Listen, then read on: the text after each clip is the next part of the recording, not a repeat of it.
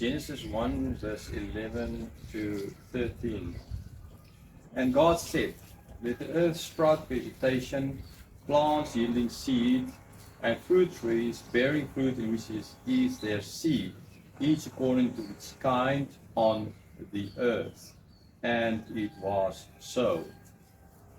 The earth brought forth vegetation, plants yielding seed according to their own kinds, and trees bearing fruit in which is their seed, each according to its kind. And God saw that it was good. And it was evening, and it was morning, the third day. Right, so here we have the creation on the third day, after the separation of the dry land and the seas. We have the creation of the plant life, not animal life, that comes later on. Plant life.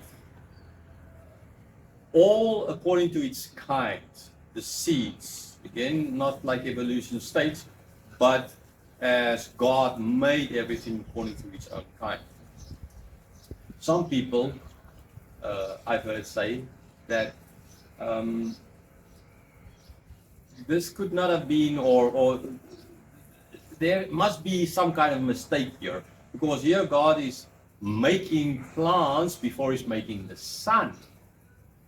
Okay, so as if again, we know plants need light.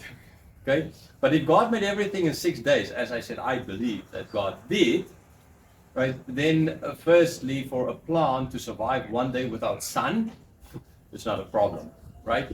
Plants in the northern hemisphere survive sometimes a lot longer than that. Okay, I understand under the ice, etc., being covered with ice and all of that, it helps with the preservation or the losing of the leaves. Yeah, I understand all of that, right? But it doesn't matter. Plants can survive 1 day without sunlight.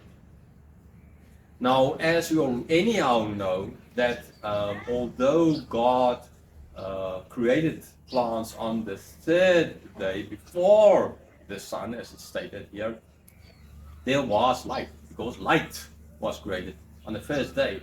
And what plants need is not so much that it has to have the sun, right? It needs light. Okay? Again, you can have plants in the dark growing if you put light on them, the right kind of light, understandably, right wavelength light, then a plant can grow. So there's absolutely no problem here, the fact that God made plants before He actually made the sun. Okay, so as God said, as you see, it happened. Said, let there be plants.